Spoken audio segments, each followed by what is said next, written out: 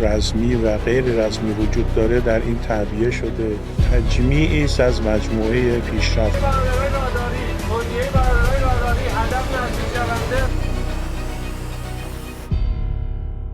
Jika jalur diplomasi antara Amerika Serikat dan Iran benar-benar gagal hingga menyeret keduanya ke konfrontasi militer, maka Angkatan Udara Iran hampir pasti akan menjadi elemen kunci dalam skenario terburuk itu.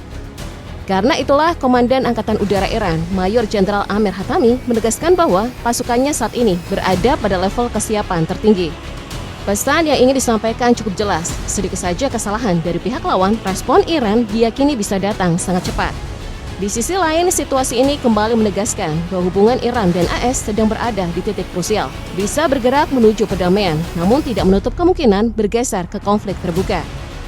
Iran tampak berupaya mengantisipasi skenario paling buruk dan memperkuat kesiapan, termasuk dari sisi perlengkapan militer dan kemampuan pertahanannya. Lantas, bagaimana kelanjutannya? Jika dilihat sekilas, yang tampak hanya kapal induk, jet tempur, serta aktivitas kunjungan pejabat tinggi. Tetapi sehari usai dialog Iran, Amerika Serikat, Kastner dan Witkoff bersama Komandan Centcom terlihat berdiri di dek USS Abraham Lincoln yang berlayar tidak jauh dari wilayah Iran.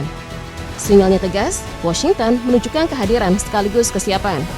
Gedung Putih kemudian mengumumkan pengerahan armada dalam jumlah besar, sembari mendesak Teheran kembali ke perundingan nuklir atau menghadapi tekanan yang lebih berat. Pada waktu yang hampir bersamaan, Trump menekan perintah eksekutif baru yang menyasar ekonomi Iran, termasuk perluasan tarif terhadap negara manapun yang masih membeli barang atau jasa dari Teheran. Gambaran inilah yang kerap disebut perang hibrida. Tekanan militer di laut berjalan beriringan dengan tekanan ekonomi di daratan. Respon Iran pun tak kalah keras. Di Teheran, sebuah spanduk raksasa menampilkan peta Tel Aviv disertai pesan berbahasa Ibrani. Di bawah hujan rudal, ini wilayah kecil. Siaran televisi nasional kemudian memperlihatkan rudal Fatah, Solfagar, serta Khaibar Second secara langsung, sambil menegaskan Iran sudah 2 kali menampar AS. IRGC bahkan diketahui menyita 2 kapal tanker asing di kawasan Teluk Persia. Di balik rangkaian peristiwa itu, muncul pertanyaan yang jauh lebih mengguncang. Bagaimana jika Iran sebenarnya telah memiliki bom nuklir? Bila asumsi itu benar, keseimbangan geopolitik Timur Tengah jelas berubah. Seluruh manuver yang terjadi bisa jadi bukan sekedar ancaman retoris, melainkan bentuk penyeimbang yang sewaktu-waktu siap digunakan. انجام میدن اینها همه قوت قلب ماست. سوخت موشک‌ها و پهپادهای ماست. Ketika tensi pesiwar semakin meningkat, tayang militer Iran mendadak menampilkan hal berbeda. Bukan lagi rudal balistik atau drone kamikaze, melainkan helikopter tempur berat Mi-28 Havos dengan kamuflase gurun yang telah dikonfirmasi resmi masuk dinas Iran. Rekaman yang beredar memperlihatkan helikopter itu terbang rendah sambil melakukan manuver cepat seolah ingin menyampaikan pesan bahwa wilayah udara Teheran tetap terjaga dan tidak kosong. Mi-28 merupakan helikopter serang bermesin ganda dengan 2 awak, panjangnya hampir 18 meter dan diameter rotor utama sekitar 17 meter. Versi yang digunakan Iran disebut sebagai kombinasi Mi-28N dan Mi-28NM. Varian ini dilengkapi radar yang terpasang di mas, sistem pelindungan rudal Presiden S, serta kanon 30mm 2A42, senjata yang dikenal mematikan tetapi relatif murah untuk menghadapi ancaman drone. Kecepatannya dapat melampaui 300 km per jam, cukup untuk mencegat UAV seperti Harop dengan cepat, baik siang maupun malam. Platform ini sebenarnya dirancang sejak masa Uni Soviet dan mulai resmi dioperasikan Rusia pada 2009 melalui varian Night Hunter. Dalam sejumlah konflik modern, Mi-28 kerap berperan sebagai tulang punggung Close Air Support. Kini sekitar 10 unit ditempatkan secara strategis mengelilingi Teheran. Langkah ini mengisyaratkan bahwa Iran tengah membangun lapisan pertahanan pemburu drone berbiaya relatif rendah, garis awal sebelum sistem rudal dan pertahanan udara jarak jauh mengambil peran utama.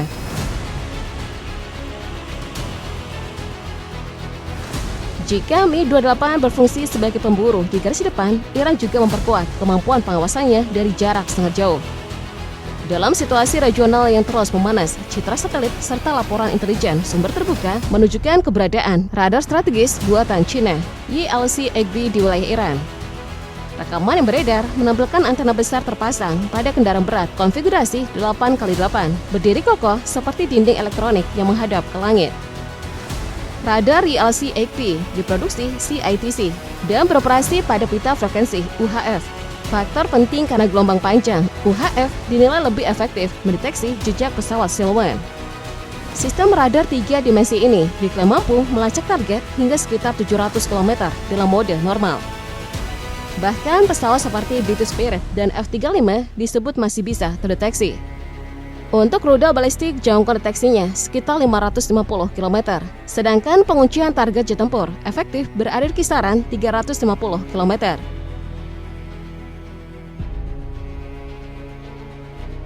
Sesudah memperkuat kemampuan deteksi dan pertahanan udara, Iran juga menyiapkan daya jangkau ofensifnya melalui drone Shahed 149 Gaza.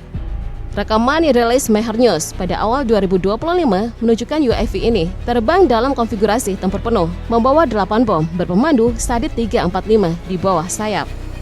Uji terbang bersenjata tersebut bukan sekedar unjuk teknologi, tetapi sinyal strategis di tengah meningkatnya tensi kawasan. Shahed 149 pertama kali dikenalkan kepada publik pada Mei 2021. Drone ini masuk kategori Medium Altitude Long Endurance dengan jangkauan sekitar 2000 km dan kemampuan terbang hingga 35 jam tanpa henti. Kapasitas muatannya bisa mencapai sekitar 500 kg, bahkan dalam konfigurasi tertentu mampu membawa hingga 13 bom atau rudal ringan. Desainnya menggunakan ekor vital serta turret flare modern di bagian bawah badan, sehingga efektif untuk misi pengintai siang maupun malam. Dalam sejumlah latihan RRGC, UAV ini disebut sanggup menjalankan serangan presisi jarak jauh sekaligus misi ASR, Intelligence Surveillance Recognition. Iran juga pernah menawarkannya ke pasar ekspor, menempatkannya sebagai pesaing MQ-9 Reaper, Wenglong hingga Bayraktar. Di tengah ancaman kapal induk dan pangkalan militer regional, Shahed 19 memberi Iran opsi mengawasi target, menunggu momentum, lalu menyerang dari jarak aman dengan karakter senyap, tahan lama, dan presisi tinggi.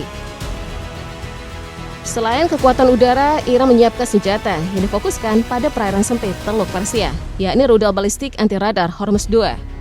Dalam berbagai simulasi serta latihan yang dipublikasikan media Iran, rudal ini digambarkan sebagai pemburu kapal perang yang memanfaatkan satu faktor utama, emisi elektronik dari targetnya sendiri. Hormuz 2 diperkenalkan sebagai pengembang keluarga rudal anti radiasi Iran sejak dekade 2010-an. Berbeda dengan rudal jelajah yang biasanya meluncur rendah mengikuti kontur laut, sistem ini menyerang dari ketinggian melalui lintasan balistik dengan kecepatan sangat tinggi. Sasarannya bukan sekedar titik koordinat statis, melainkan sumber pancaran radar kapal. Artinya, semakin aktif radar kapal perang beroperasi, semakin mudah rudal ini menemukan jejak yang bisa diikuti. Di permukaan laut, ancaman lain hadir dengan karakter yang jauh lebih senyap, kapal cepat kelas Volvagar milik ARGC. Ketika gugus tempur kapal induk AS memasuki Selat Hormuz, resiko terbesar justru tidak selalu datang dari kapal raksasa, melainkan perahu sekitar 17 meter yang sulit terdeteksi radar. Volvagar kerap dijuluki Ghost Boat, panjangnya kira-kira 17 meter dan mampu melesat hingga sekitar 40 knot di laut. Sejumlah laporan menyebut desainnya dibuat rendah profil dengan karakter yang membantu meminimalkan jejak radar. Kapal ini memang dirancang untuk beroperasi di perairan sempit dan padat, membawa hingga 8 personel dalam misi khusus, penyergapan pesisir, maupun serangan cepat terhadap kapal lawan. Untuk urusan persenjataan, kemampuannya tidak bisa dianggap ringan. Varian awal disebut memiliki torpedo ringan kaliber 324 mm, yang dirancang efektif menghadapi kapal perang ukuran menengah. Lapisan berikutnya dalam strategi laut Iran hadir tanpa awak sekaligus tanpa kompromi. Kamikaze USV atau Uncrewed Surface Vessel bermuatan peledak. Dalam latihan terbaru yang dilaporkan media Iran, untuk pertama kalinya terlihat uji coba USV Kamikaze buatan dalam negeri melaju cepat di permukaan laut sebelum menghantam target simulasi. Konsepnya sebenarnya sederhana, tetapi daya hancurnya signifikan. Perahu kecil tanpa awak ini dikendalikan dari jarak jauh atau semi-otomatis, membawa hulu ledak besar, lalu diarahkan langsung ke lambung kapal musuh. Teknologi semacam ini bukan hal baru sepenuhnya bagi Iran. Varian serupa pernah digunakan kelompok Houthi di Yaman dan dikaitkan dengan serangan terhadap kapal perang Saudi pada akhir dekade 2000-an. Dengan demikian, pengalaman operasional sistem ini sudah berlangsung lebih dari 1 dekade. Arah doktrin militer Iran kini cenderung lebih senyap dan penuh perhitungan. Jika dulu Teheran sering menampilkan rudal serta drone sebagai pesan deteransi terbuka, belakangan justru ada kecenderungan menahan publikasi capaian militer demi menjaga efek kejutan. Pada saat yang sama, sinyal politik ikut menguat. Donald Trump menyatakan Iran menunjukkan minat terhadap kesepakatan baru yang berbeda dari sebelumnya. Sementara pergerakan armada besar AS ke kawasan terus berlangsung. Situasi ini memunculkan kekhawatiran di Israel karena kesepakatan yang dinilai terlalu kompromistis berpotensi menggeser keseimbangan strategis regional. Peluang deeskalasi memang tetap ada, tetapi ketidakpastian juga makin terasa. Di antara jalur diplomasi dan pengerahan kekuatan militer, Timur Tengah kembali berdiri di titik persimpangan yang rapuh sekaligus sensitif.